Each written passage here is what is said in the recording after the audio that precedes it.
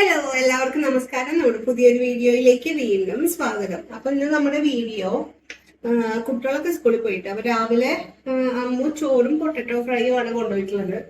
അതുപോലെ തന്നെ അപ്പു ചപ്പാത്തിയാണ് കൊണ്ടുപോയിട്ടുള്ളത്.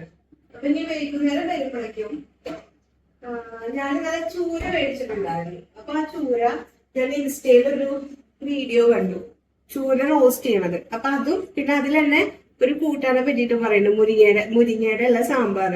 അപ്പൊ ഞാൻ വിചാരിച്ചു ഇന്ന് അത് വെക്കാന്ന് കേട്ടാ. അപ്പൊ നമുക്ക് വീഡിയോയിലേക്ക് പോവാം. അപ്പൊ ഞാൻ ഫ്രിഡ്ജിൽ നിന്ന് നമ്മുടെ ചൂര എടുത്ത് പുറത്ത് വെച്ചിട്ടുണ്ട് കേട്ടോ. അപ്പൊ ഐസ് വിടണം. അപ്പോഴേക്കും നമുക്ക് ഇത് ആദ്യം വറുത്തെടുക്കണം. അപ്പൊ സാധാരണ പോലെ തന്നെ മുളക് പൊടിയും മഞ്ഞപ്പൊടിയും ഉപ്പും കൂടി ഇട്ടിട്ട് നമുക്ക് എന്ത് ചെയ്യാം, വറുത്തെടുക്കാം. അത് കഴിഞ്ഞിട്ട് നമുക്ക് റോസ്റ്റ് ചെയ്യണം. അപ്പൊ അതിന് വേണ്ടിയിട്ടുള്ള ഐറ്റംസും കൂടി നമുക്ക് റെഡിയാക്കി വെക്കാം. ചോറ് ഓൾറെഡി ആയിട്ടുണ്ട് അമ്മ പോണേക്കാട്ട് മുന്നേ. പിന്നെ നമുക്ക് മുരിങ്ങയുടെ ഇലയും കൂടിയാണ് വെക്കുന്നത്. ഞാൻ ആദ്യമായിട്ടാണ് കേട്ടാ മുരിങ്ങയുടെ ഇലയുടെ സാമ്പാർ വെക്കുന്നത്. എനിക്കാണെങ്കിൽ നല്ല കോൾഡാണ്, അതുകൊണ്ടാണ്. പിന്നെ ഇപ്പൊ ഞാൻ അമ്മൂന്റെ റൂമിൽ പോയപ്പോ അവളെ മൈലാഞ്ചി കണ്ടു. അപ്പൊ ഞാൻ അതൊന്ന് ഇങ്ങനെ ഇട്ടുട്ടാ. അത് കൊളായി, എന്നാലും ഞാനൊന്ന് ഇട്ടു. ഇത് മറ്റേ ബിഗ് ബീഡിയാ, 2 ദിവസം കഴിഞ്ഞാൽ പോവും. അപ്പൊ പിന്നെ ആ പ്രശ്നമില്ലല്ലോ. അപ്പൊ നമുക്ക് ഇത് കായം പൊറട്ട എന്ന് പറയും ഞങ്ങളുടെ അവിടെയൊക്കെ, അതിനുള്ള പരിപാടി ചെയ്യാട്ടോ. മീന് ചിക്കൻ ഒക്കെ ഞാൻ ഇതിലാണ് കേട്ടോ കഴുകുക. ഞാൻ ഈ പാത്രം എടുത്തിട്ടുണ്ട്.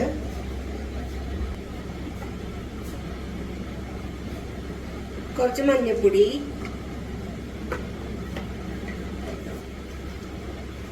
ചില്ലി പൗഡർ കഴിഞ്ഞു കേട്ടോ. അത് ഡപ്പയിലാക്കണം. ഇപ്പൊ മിക്സ് ചെയ്യാം. അതിലേക്ക് നമുക്ക് കുറച്ച് വെളിച്ചെണ്ണ ഒഴിക്കാം. നമ്മള് കൊപ്ര ആട്ടിയതൊക്കെ നമ്മളൊരു വീഡിയോ ചെയ്തിട്ടുണ്ടായിരുന്നു കേട്ടോ. അപ്പൊ വെളിച്ചെണ്ണ കഴിഞ്ഞപ്പോ ഞാൻ ഒരു പാക്കറ്റ് വാങ്ങിയതാണ്. നമ്മൾ കൊപ്രയ്ക്ക് ഉണങ്ങി നമ്മൾ എന്ത് ചെയ്തു, ആട്ടിച്ച് കൊടുത്തിട്ടുണ്ട് കേട്ടോ. അത് ഇത് കഴിഞ്ഞിട്ട് എടുക്കാന്ന് വിചാരിച്ചിട്ടാ.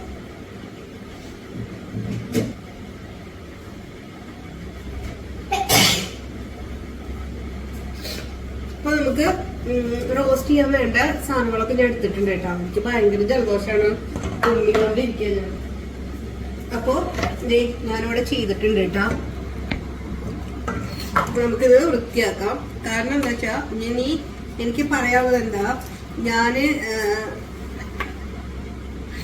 ഈ മാസം ഋഷികേശിൽ പോകേണ്ടതായിരുന്നു കേട്ടോ. ഒരു മാസത്തെ കോഴ്സിന്. പക്ഷെ നടന്നില്ല. അതുകൊണ്ട് തന്നെ ഞാൻ ഐറ്റംസ് ഒക്കെ ഞാൻ 1-ാം തീയതി പോകണം. അപ്പൊ അതിനു മുന്നേ എല്ലാം കംപ്ലീറ്റ് ചെയ്ത് ഫ്രിഡ്ജൊക്കെ ഞാൻ ക്ലീൻ ചെയ്ത് വെച്ചിട്ടുണ്ടായിരുന്നു. പിന്നെ അവര് തറവാട്ടിലായിരുന്നു നിൽക്കാൻ പ്ലാൻ ചെയ്തേക്കണതേ. അപ്പൊ ഒന്നും നടന്നില്ല. അതിനു മുന്നേ എനിക്കൊരു ആക്സിഡന്റ് പറ്റിയിട്ടാ. ഞാന് കഴിഞ്ഞ ബുധനാഴ്ച ഞാൻ തൃശ്ശൂര് പോകാൻ വേണ്ടിയിട്ട് വണ്ടി എടുത്ത് പോകുമ്പോ കാളക്കല്ല് വെച്ചിട്ടൊന്ന് തട്ടി. അത് എന്റെ കയ്യിലുള്ള മിസ്റ്റേക്ക് തന്നെയാണ്. അത് എന്താ ഉണ്ടായെന്ന് എനിക്കറിയില്ല. ഒരൊറ്റ സെക്കൻഡ് കൊണ്ട് എന്റെ മൈൻഡ് ഔട്ടായി. ഞാൻ റോങ് സൈഡ് കയറിയിട്ട് വണ്ടിയിലടിച്ചു, ഒരു സ്കൂട്ടിയിലടിച്ചു, അതുപോലെ തന്നെ ഒരു കാറിലും അടിച്ചു വിട്ടാ. ഭാഗ്യത്തിന് ആർക്കൊന്നും പറ്റില്ല. പക്ഷെ വണ്ടിക്ക് നല്ല കംപ്ലൈന്റ് പറ്റി. അപ്പൊ ആ ഒരു വിഷമത്തിലാണ് ഞാനിപ്പോ. എനിക്ക് സത്യം പറഞ്ഞാൽ അറിയില്ല കേട്ടോ അത് എങ്ങനെയുണ്ടായിന്ന്. ഞാന് ആക്ച്വലി എല്ലായിടത്തേക്കും വണ്ടി എടുത്ത് പോകാറുണ്ട്. ഇപ്പൊ ഏട്ടൻ വരുമ്പോ എയർപോർട്ടിലേക്ക് പോണതും ഞാനാണ്. അതുപോലെ തന്നെ കോഴിക്കോട് വരെ ഞാൻ പോയിട്ടുണ്ട് ഡ്രൈവ് ചെയ്തിട്ട്. പിന്നെ ഞാൻ ആലത്തൂരേക്കൊക്കെ ഞാൻ തന്നെയാണല്ലോ കുട്ടികളെയും കൊണ്ട് പോവാറ്. പക്ഷെ ഇങ്ങനെ ഒരു കാര്യം എങ്ങനെ ഉണ്ടായിന്ന് എനിക്ക് ഒരു എത്തിപ്പിടിക്കിട്ടില്ല. ഒരു തിരക്കില്ലാത്ത റോഡാണ്.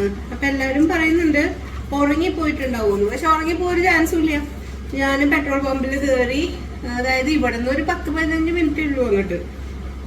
അതിനിടയിൽ ഞാൻ പെട്രോൾ പമ്പിൽ കയറിയിട്ട് പെട്രോൾ അടിച്ചു, എയർ ചെക്ക് ചെയ്തു, എല്ലാം ചെയ്തു. പക്ഷെ എങ്ങനെയോ എന്റെ കയ്യിൽ നിന്ന് കൺട്രോൾ പോയി. എനിക്ക് ആ സമയത്ത് തോന്നിയത് ഞാൻ വീട്ടിലിരിക്കണ പോലെയാ. എന്ത് മറിമായാണോ അവിടെ ഉണ്ടായത്. ചെന്നൈക്ക് തന്നെ കുറച്ചധികം കാശ് ചെലവായിട്ടാ. അങ്ങനെ നമ്മൾ വിചാരിക്കേണ്ടത് ഒന്ന്, നമ്മുടെ ജീവിതത്തിൽ നടക്കുന്നത് വേറെ ഒന്ന്. അതാണ് ഇതിന്റെ ഒരു എക്സാമ്പിൾ. കാരണം ഞാന് 1-ാം തീയതി പോവാൻ വിചാരിച്ചാണല്ലോ. പിന്നെ ഒരു കാര്യം കൂടി ഇട്ടിട്ട്, നമ്മൾ നടക്കാൻ പോണ കാര്യങ്ങൾ ഒരിക്കലും പുറത്ത് പറയാൻ പാടില്ല. ഇതിപ്പോ 2-ാമത്തെ പ്രാവശ്യമാണ് എനിക്കത് മനസ്സിലാവണേ. കാരണം എന്താ വെച്ചാ ഇതിനു മുന്നേ ഞങ്ങളൊരു കാര്യം വിചാരിച്ചിട്ടുണ്ടായിരുന്നു. പക്ഷെ അത് നടന്നില്ല. ഇപ്പൊ ഇത് ഓൾമോസ്റ്റ് പല കാര്യം കൊണ്ട് നമുക്ക് പറയണല്ലോ. ഇപ്പൊ നമ്മള് ക്ലാസ് എടുക്കുന്നോണ്ട് തന്നെ നമുക്ക് ലീവ് പറയണം. അതുപോലെ തന്നെ ഞാൻ ക്ലാസ്സിൽ പോണോണ്ട് തന്നെ എനിക്ക് അവിടെ പറയണം. അപ്പോ അങ്ങനെ നോക്കുമ്പോ പിന്നെ കുറച്ച് പേരോടൊക്കെ ഞാൻ അറിയാണ്ട് പറഞ്ഞു പോയി ഇങ്ങനെ ഒരു കോഴ്സിന് പോകുന്നുണ്ട്. കാണുമ്പോ ചോദിക്കൂലോ.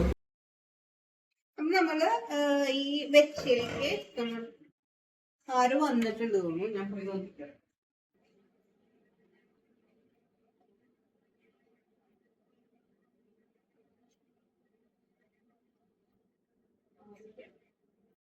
അപ്പൊ ഞാൻ ഈ മിക്സ് ചെയ്ത് വെച്ചേക്ക് നമ്മുടെ ഇതൊക്കെ ഞാൻ ഇടാണ് കേട്ടോ. ഓൾമോസ്റ്റ് ഐസൊക്കെ വിട്ടിട്ടുണ്ട്. അപ്പൊ ഞാന് അതൊക്കെ ഇട്ടിട്ടൊന്ന് നന്നായി മിക്സ് ചെയ്യട്ടെ കേട്ടോ. ഇനി നമുക്ക് ഇതവിടെ മാറ്റി വയ്ക്കാം. ഇത് കഴുകട്ടെ കേട്ടോ.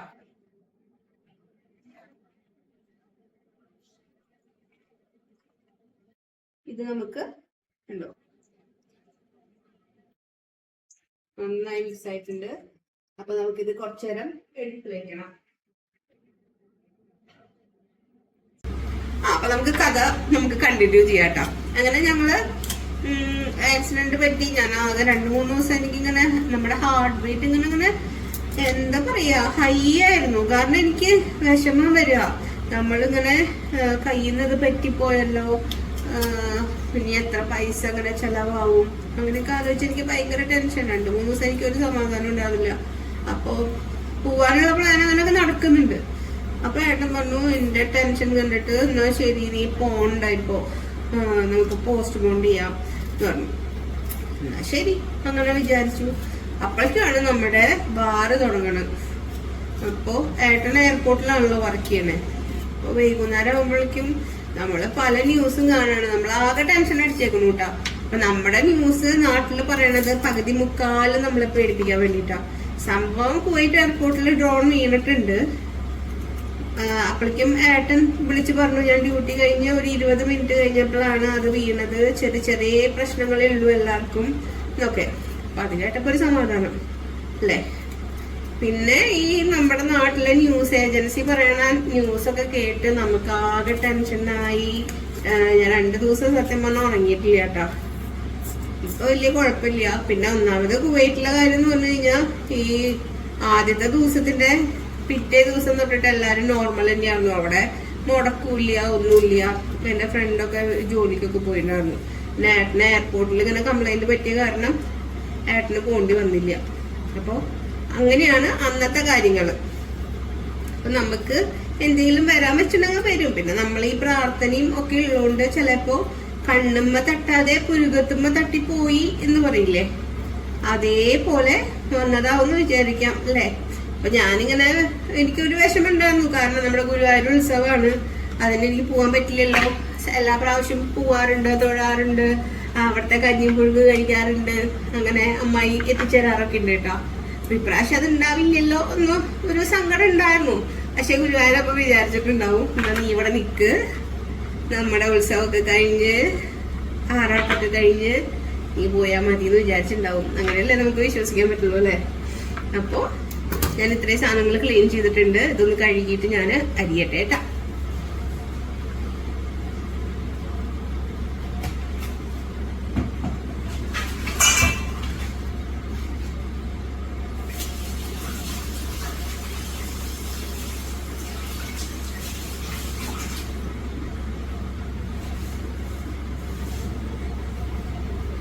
ഞാൻ എപ്പോഴും പറയാറുള്ള കാര്യം, എനിക്ക് ഒരു യൂട്യൂബ് ചാനൽ ഉണ്ടായിരുന്നു കേട്ടോ.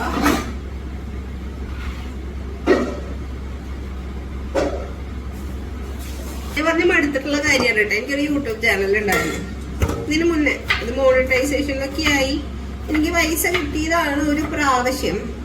അടുത്ത പ്രാവശ്യം ഒരു $75 ആകുമ്പോഴാണ് നമ്മുടെ ബിഗ് ബോസിന്റെ വരവ്. അപ്പൊ ഞാൻ എന്ത് ചെയ്തു, ഷോർട്സിന് കോപ്പിറൈറ്റ് അടിക്കുന്നത് എനിക്ക് അന്ന് അറിയില്ലായിരുന്നു.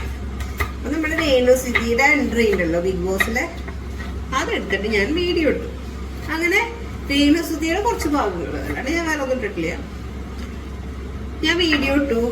അത് കഴിഞ്ഞ് ഒരു 7-8 ദിവസം ഒരു പ്രശ്നം ഉണ്ടാകുന്നില്ല. നമ്മള് യൂട്യൂബ് സ്റ്റുഡിയോയിലെ എന്തെങ്കിലും കോപ്പിറൈറ്റ് ഒക്കെ വരുമ്പോഴേ നമുക്ക് അത് കാണിക്കും, സ്ട്രൈക്ക് ഉണ്ടെന്ന് കാണിക്കും. അപ്പൊ നമുക്ക് റിമൂവ് ചെയ്യാവുന്നേ ഉള്ളൂ. പക്ഷേ എന്റെ കേസിൽ ഒന്നും ഉണ്ടായില്ല. കുറച്ചു ദിവസം കഴിഞ്ഞപ്പോ പറയാ നോട്ടിഫിക്കേഷൻ 7 ദിവസത്തിനുള്ള ചാനല് റിമൂവ് ആവുന്നു. എനിക്ക് ആകെ വിഷമായിട്ടാ. ഞാൻ ഒരുപാട് എനിക്കറിയാവുന്ന ഒരുപാട് പേരുടെ അടുത്ത് പോയി. പക്ഷെ ഏഷ്യാനെറ്റ് സ്ട്രൈക്ക് കൊടുത്തു കഴിഞ്ഞാൽ അവരത് ചേഞ്ച് ചെയ്യൊന്നുമില്ല എന്നാണ് പിന്നെ അറിഞ്ഞത്. അപ്പൊ അത് കഴിഞ്ഞ് ഞാൻ എന്ത് ചെയ്തു, അത് പോയി. ഞാനാണെങ്കിൽ വീഡിയോസ് ഒന്നും ഡൗൺലോഡ് ചെയ്തെടുത്തില്ല. അത് എടുത്തു വെച്ചാൽ എനിക്ക് ഇതിലിടായിരുന്നു. ഓക്കെ, സത്യം പറഞ്ഞാൽ എന്റെ ഫോണിൽ സ്പേസും ഉണ്ടായില്ല. അത് മാത്രമല്ല എനിക്ക് അറിയുണ്ടായിരുന്നില്ല ഡൗൺലോഡ് ചെയ്യാൻ. അപ്പൊ അങ്ങനെ ആ ചാനലിന്റെ കാര്യം തീരുമാനമായി. അത് കഴിഞ്ഞാണ് ഞാൻ ഈ ചാനൽ തുടങ്ങണേ. ഇതിലൊരു കുഴപ്പമില്ലാണ്ട് ഇങ്ങനെ പോകുന്നുണ്ട് ഞാൻ. പക്ഷെ വീഡിയോ റെഗുലർ ആയിട്ടൊന്നും ഇടുന്നില്ല. എനിക്കൊരു താല്പര്യമില്ല, ഒരു ഇൻട്രസ്റ്റ് ഇല്ല, മടി. അപ്പൊ ഞാൻ വിചാരിച്ചു ഇപ്പൊ എനിക്ക് വേറെ പണിയൊന്നുമില്ല. എനിക്ക് വിറ്റാമിൻ ഡി ഭയങ്കര കുറവാണ്. അതുകൊണ്ട് തന്നെ എനിക്ക് ഭയങ്കര സ്ട്രെസ് ഉണ്ട്. ചില സമയത്ത് തന്നെ ദേഷ്യം എനിക്ക് എന്നെ കൺട്രോൾ ചെയ്യാൻ തന്നെ പറ്റണില്ല. അത് വിറ്റാമിൻ ഡി ചെക്ക് ചെയ്യാത്തവരൊക്കെ ഉണ്ടെങ്കിൽ ഒന്ന് ചെക്ക് ചെയ്തോളൂട്ടോ. ഭയങ്കര പണിയാണ്. ഞാനിപ്പോ അതിന്റെ ടാബ്ലറ്റ് ഒക്കെ 8 ആഴ്ച കഴിക്കാന്നാ പറഞ്ഞു ചെയ്യും ഞാൻ ടെസ്റ്റ് ചെയ്തിട്ട്. അപ്പൊ എനിക്ക് ഇപ്പോഴും വലിയ വ്യത്യാസമൊന്നും തോന്നണില്ല. ഒന്നുകൂടി ചെക്ക് ചെയ്യേണ്ടി വരും. 8 ആഴ്ചത്തെ മരുന്നൊക്കെ ഞാൻ കഴിച്ചു. അതുകൊണ്ടാണ് ഞാൻ ഈ വണ്ണം പെട്ടെന്ന് വെക്കണേ. പറയുമ്പോ ഞാൻ യോഗ ചെയ്യുന്നുണ്ട്, ഫുഡ് ഒരുപാടൊന്നും കഴിക്കണില്ല. പക്ഷെ ഞാൻ ഒരുപാട് വണ്ണം വെക്കുകയാണ് കേട്ടോ. എനിക്ക് ഉറക്കം ശരിയാവണില്ല. എന്തോ എനിക്കറിയില്ല. കഷ്ടകാലമാണ് കേട്ടോ. ജനുവരി തുടങ്ങിയതിനു ശേഷം നമുക്ക് നോക്കി നോക്കാം അല്ലേ. എന്റെ വീഡിയോ കണ്ടിട്ട് ഇഷ്ടപ്പെടുകയാണെങ്കിൽ എല്ലാരും ഒന്ന് സപ്പോർട്ട് ചെയ്തോളൂട്ടോ. ഞാൻ ഇനി വിചാരിച്ചേക്കണം, സാധാരണ എനിക്ക് മടി എന്താന്ന് വെച്ച് കഴിഞ്ഞാൽ വീഡിയോ എടുക്കണം, അതുപോലെ തന്നെ എഡിറ്റ് ചെയ്യണം, സൗണ്ട് കൊടുക്കണം, വോയിസ് ഓവർ കൊടുക്കണം. ഇനി ഞാൻ അതൊന്നും ചെയ്യണില്ല. ഞാൻ വോയിസ് ഓവർ ഒന്നും കൊടുക്കാണ്ട് ഇതേപോലെ ഞാൻ നിങ്ങളുടെ മുന്നിക്ക് വീഡിയോ ഇടുകയാണ് കേട്ടോ. അപ്പൊ ഇഷ്ടപ്പെട്ട് കഴിഞ്ഞ് കഴിഞ്ഞാൽ നിങ്ങൾ എന്നെ സപ്പോർട്ട് ചെയ്യുന്നു വിചാരിക്കുന്നു. നമുക്ക് പുറത്ത് പോയി ജോലി ചെയ്യാനുള്ള വകുപ്പൊന്നും ഇല്ല ഇപ്പൊ. അപ്പൊ നമുക്ക് വീട്ടിലിരുന്നിട്ട് സത്യം പറഞ്ഞാൽ ആദ്യമൊന്നും ഞാനൊരു ഏണിങ്സ് പോലെ വിചാരിച്ചിട്ടില്ല. നമുക്കൊരു ഇൻകം ഉണ്ടാക്കാം എന്നുള്ള രീതിയിലായിരുന്നില്ല. അന്ന് ചാനലൊക്കെ ഓക്കെ ആയിട്ട് വന്നു. പക്ഷെ ഇപ്പൊ ഞാൻ വിചാരിക്കുമ്പോ എനിക്കത് നടക്കണില്ല കേട്ടോ. ഞാൻ MBA കഴിഞ്ഞതാണ്. ഞാന് കുറച്ചു കാലം ഏട്ടന്റെ കൂടെ പുറത്തുണ്ടായിരുന്നു. അന്നൊക്കെ ഞാൻ ജോലിയും ചെയ്തതാ. അപ്പൊ ഇവിടെ നാട്ടിൽ ഇവർക്ക് ബിസിനസ് ഉണ്ടായിരുന്നു, സൂപ്പർ മാർക്കറ്റ് ബിസിനസ്. അച്ഛനമ്മയ്ക്കൊന്നും വയ്യാന്ന് പറഞ്ഞപ്പോ അത് നോക്കാൻ വേണ്ടിട്ട് ഞാൻ വന്നതാ. നോക്കിയൊരു 17 ഞാൻ ഇവിടെ വന്നു. 22 അത് അടച്ചുട്ടാ. കാരണം കൊറോണ കഴിഞ്ഞതിന് ശേഷം ഭയങ്കര ബിസിനസ് ഒക്കെ കുറവാ. പിന്നെ എല്ലായിടത്തും സൂപ്പർ മാർക്കറ്റ് പൊന്തി വന്നു. അപ്പൊ നമുക്കിങ്ങനെ നമ്മുടെ ബിൽഡിംഗ് ഒക്കെ നമ്മുടെ സ്വന്തമായതുകൊണ്ട് തന്നെ നമുക്ക് വേണമെങ്കിൽ നടത്തിക്കൊണ്ടുപോവാം. പക്ഷെ കാര്യമില്ല. അപ്പൊ ഏട്ടൻ പറഞ്ഞു നമുക്ക് നിർത്താം. അപ്പൊ അതിന് ശേഷം ഞാൻ അങ്ങനെ വെറുതെ വീട്ടിലിരിക്കല്ലേ. അപ്പൊ ഞാൻ വിചാരിച്ചു നമുക്ക് ഈ ചാനലിൽ പതുക്കെ മുന്നോട്ട് പോവാന്ന്. അപ്പൊ ഈ കാണുന്ന ആൾക്കാരൊക്കെ എന്നെ സപ്പോർട്ട് ചെയ്യും, സബ്സ്ക്രൈബ് ചെയ്യണം, അതുപോലെ തന്നെ കമന്റ് ചെയ്യണം. ഇഷ്ടപ്പെട്ടു എന്ന് പറയണം, ഇഷ്ടപ്പെട്ടില്ലെങ്കിൽ ഇഷ്ടപ്പെട്ടില്ല എന്ന് പറയണം. അങ്ങനെ എന്നെ സപ്പോർട്ട് ചെയ്യുന്നു വിചാരിക്കുന്നു. അപ്പൊ ഞാൻ ഈ വീഡിയോന്റെ സെക്കൻഡ് പാർട്ട് ഞാൻ വൈകുന്നേരം അപ്ലോഡ് ചെയ്യാം. ഇതിപ്പോ അപ്ലോഡ് ചെയ്യും. അത് ആരൊക്കെ കാണുന്നു കമന്റ് ചെയ്യുന്നു പറയണം കേട്ടാ. അപ്പൊ നമുക്ക് അടുത്ത വ്ളോഗിൽ കാണാം. ബൈ.